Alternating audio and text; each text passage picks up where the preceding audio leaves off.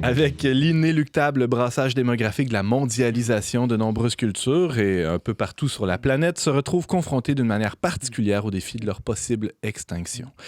Or, comme le disent les anthropologues, le véhicule de la culture, c'est la langue et parfois, on dirait que les véhicules manquent d'essence ou a pris le chemin de la fourrière dans certains cas. Pour en discuter, on reçoit le chroniqueur Romain Martini. Salut Romain. Salut, donc là je vais reprendre en français. Ah ouais, dis-nous donc bonjour en français, tiens. En une langue rare, là, vas-y. L'irlandais, ouais, c'est la langue rare que je connais le mieux. Donc, pour dire bonjour, on dit Dieu te salue, Diaditch. Et la réponse, puis là, il y aura un lien à faire avec ta chronique tantôt, on répond Dia ismiredit, ce qui veut dire Dieu et Marie te saluent. Donc, on voit l'importance du catholicisme jusque dans la langue. C'est fascinant, et jusque dans une expression aussi quotidienne que... Exactement. Ouais. Allô? Alors, les jeunes, quand ils se disent salut, ils vont généralement plus dire hey, qui est un high irlandisé, on va dire, okay. Mais le Diaditch, Dia ismiredit est encore très utilisé aussi. Mais pourquoi tu connais si bien le gaélique? Là, Alors, je te remercie pour ta question, ça fait la transition. Très bonne question, James. Bon, comme vous pouvez le constater, j'ai un chandail écrit en gaélique. Alors, c'est drôle parce que techniquement, en français, on dit gaélique, mais les Irlandais, quand ils parlent de leur langue, ils aiment bien dire l'irlandais. Ah oui, mais... Parce qu'aussi le gaélique écossais, etc. Ouais. Et ce chandail, je l'avais acheté, enfin plutôt mes parents me l'avaient acheté, soyons honnêtes, en 2003 quand j'avais été en Irlande avec eux. Puis ce que j'ai trouvé fascinant, c'est que tous les panneaux étaient bilingues, en anglais puis en irlandais. Puis en fait, l'irlandais, c'est la première langue officielle de l'Irlande. L'anglais n'arrive pas. Ouais, d'un point de vue constitutionnel, c'est écrit que la première langue de l'Irlande, c'est l'irlandais, la première langue officielle. L'anglais n'est que la seconde langue officielle. Puis j'ai trouvé ça vraiment intéressant. Fait que j'avais acheté ce chandail. Bon, il y a une petite traduction en anglais, donc ça se prononce Cawil Morfionta, qui veut dire où est ma pinte. Question fondamentale quand on visite l'Irlande. Exactement. Ouais. Puis fait que je m'étais toujours intéressé à l'irlandais. J'étais retourné, mais plus pour pratiquer l'anglais. Puis c'est récemment que je me suis dit, tiens, c'était avant la pandémie, je pourrais me mettre à apprendre l'irlandais. Au début, j'étais allé avec un site Duolingo qui est bien pour explorer.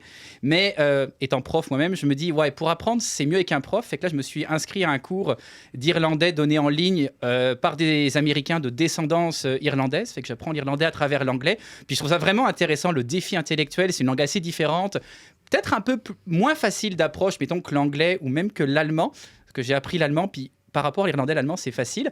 Mais du coup, c'est tellement intéressant, c'est tellement riche, c'est tellement imagé comme le Dia ismiredit. Et pour dire je suis désolé, on dirait Ta bolon olom, qui veut dire la tristesse est sur moi.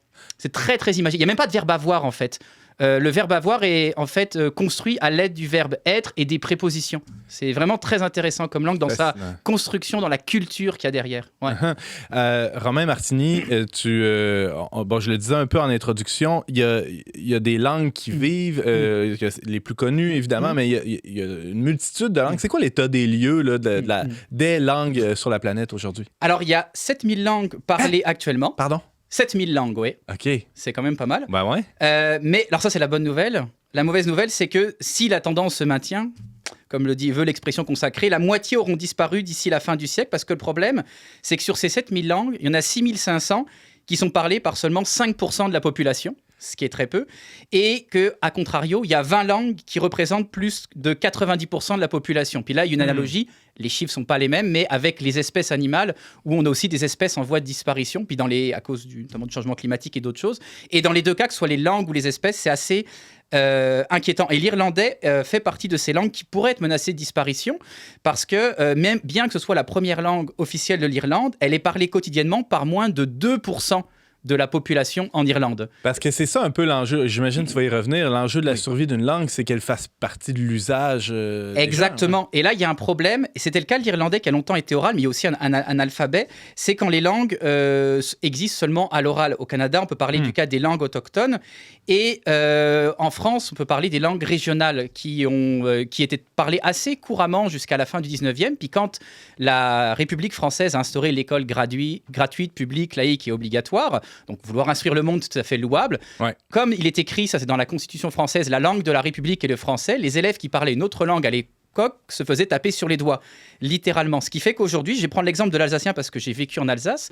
Quand j'étais à l'université en Alsace, donc moi j'ai grandi en Bourgogne, donc je ne parlais pas l'alsacien, bien mes amis alsaciens, la grande majorité ne parlaient pas l'alsacien. J'ai d'ailleurs une amie alsacienne, fidèle auditrice de l'émission, je la salue, qui m'a dit qu'elle-même, bien qu'ayant une mère alsacienne, ne parle pas l'alsacien, alors que sa mère la parle, par exemple, avec ses oncles et ses tantes à elle.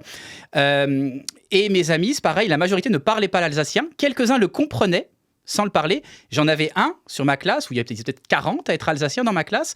Il y en avait un seul qui parlait encore quotidiennement l'alsacien avec ses parents. Puis c'est limite. Moi, je trouvais ça impressionnant, mais il y avait certaines personnes qui se moquaient de lui, du coup, en disant là, c'est démodé, l'alsacien, personne parle ça, etc. C'est même pas il y en a qui disaient que c'est même pas une vraie langue, ou c'est juste une langue orale, etc. Fait qu'il y a ce problème aujourd'hui qu'il y a des langues qui tombent en désuétude qui ont comme pas l'air cool. On va y revenir. Et ça, c'est un problème. C'est un problème. Romain Martini, qu'est-ce qui fait mourir une langue? Alors, il y a plusieurs choses qui peuvent faire mourir des langues. C'est surtout le processus d'assimilation. Puis, il y a l'assimilation active, mais ce qui est plus pernicieux, plus vicieux, c'est l'assimilation passive. L'assimilation active, c'est vraiment un processus politique quand il y a une puissance coloniale ou dominatrice, comme l'Angleterre qui a colonisé l'Irlande pendant des siècles, qui va faire disparaître la langue ou directement ou indirectement, par exemple en favorisant les meilleurs emplois pour les personnes qui parlent la langue du colonisateur. Fait qu'en Irlande, pour avoir des bonnes jobs, à partir du 18e, 19e siècle, fallait parler l'anglais. Donc, parler l'anglais est associé à avoir un bon emploi. Ça a été le cas aussi au Canada. En France aussi, par rapport aux langues régionales. Donc, ça, c'est vraiment une assimilation active. Alors, elle existe toujours, malheureusement, dans certains pays. Mais aujourd'hui, on a de plus en plus affaire à une assimilation passive, un peu plus pernicieuse par la culture et le travail. Alors, il y a aussi les migrations. Puis là, avec les changements climatiques, il y aura de plus en plus de migrations. Si on quitte notamment les campagnes, généralement dans les campagnes, les langues régionales sont plus parlées, et qu'on va en ville où il y a des gens de différentes régions, donc qui vont ou ne plus parler les langues régionales ou parler des langues différentes, on va s'adapter à la langue majoritaire pour bien se faire comprendre. Et on peut en perdre, alors c'est très progressif, mais on peut en perdre sa langue régionale, oui. Pour bien se faire comprendre, il faut bien l'entendre pour aussi pouvoir survivre, c'est-à-dire pouvoir participer à une activité économique. Donc, la langue d'échange, bien souvent, c'est ça, c'est la langue majoritaire. Et évidemment, en ce qui nous concerne, l'anglais. James? Mais je prends par exemple l'Italie. Là, il y a plusieurs dialectes dans chaque région, tout ça. Puis l'italien comme standard. Mais est-ce qu'on peut parler d'assimilation lorsque les gens délaissent leur dialecte pour l'italien standard?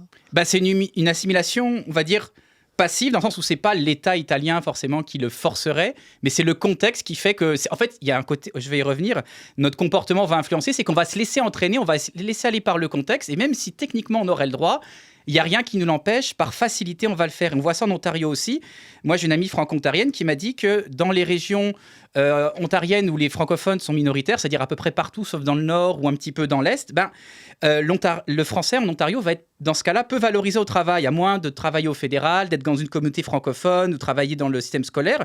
Donc on est quasiment incité à étudier en anglais, parce que si on étudie en français, notre anglais va être un peu moins bon, il va être très correct, mais on va voir, il y a même des fois des discriminations à l'embauche pour ceux qui ont des noms plus francophones, ou si on sent un petit accent francophone derrière, on va préférer l'anglophone à côté. Donc c'est pas officiel, c'est pas une loi du gouvernement, mais ça fait en sorte qu'on peut se laisser aller. Évidemment, la culture, le cinéma, la prépondérance d'Hollywood, les séries, la musique, Internet, ça va beaucoup menacer les langues en milieu minoritaire aussi également. Clairement. Romain Martini, on parle d'assimilation active, là, où il y a des institutions ou même des lois qui viennent opprimer ou oppresser là, les langues minoritaires, mais aussi une assimilation passive presque par omission ou par refus de mettre des balises qui permettraient à ces langues-là de survivre ou d'encourager la survie de ces langues-là. Qu'est-ce qui va faire qu'une langue va vivre, va survivre? Il y a des gestes qu'on peut poser collectivement. Exactement, oui. Nos comportements, justement, pour lutter contre l'assimilation passive, la meilleure façon de réagir, notre meilleure résistance, c'est vraiment notre comportement individuel. Quand j'étais aux États-Unis, je me souviens, la femme de mon pasteur était mexicaine. Elle parlait espagnol à ses enfants, jusqu'à ce qu'elles aillent à l'école. Pas de problème. Puis dès qu'elles ont commencé à aller à l'école, elle continue à parler en espagnol, la mère, mais les filles lui répondaient en anglais. Et elle continue à leur répondre en espagnol, mais elle continue à leur parler. Ce qui fait qu'à un moment donné, les enfants ne parlaient quasiment plus espagnol, à part avec leurs grands-parents. Puis avec le temps, ça n'arrêtait pas de se perdre. Alors que ma superviseure, qui était allemande et américaine, elle, ses enfants, même à 16-17 ans, continuaient à lui parler en allemand. Et quand je lui ai demandé comment elle avait réussi par rapport à la femme de mon pasteur, elle m'a dit, c'est simple, moi mes enfants, s'ils ne me parlent pas en allemand, je ne leur réponds pas. Donc, on a vraiment, on a chacun une responsabilité. Puis, ce qu'elle m'a expliqué, elle avait fait son doctorat là-dessus. Ce qu'elle m'a dit, Martina Wells, pour la nommer, vraiment une dame remarquable, m'a dit, pour qu'un locuteur maintienne sa capacité, sa volonté à s'exprimer dans une langue, il faut que celle-ci ait un rôle significatif. Alors quand c'est la langue majoritaire, c'est le rôle d'usage. Le problème, c'est quand c'est la langue minoritaire, qu'est-ce qu'on fait?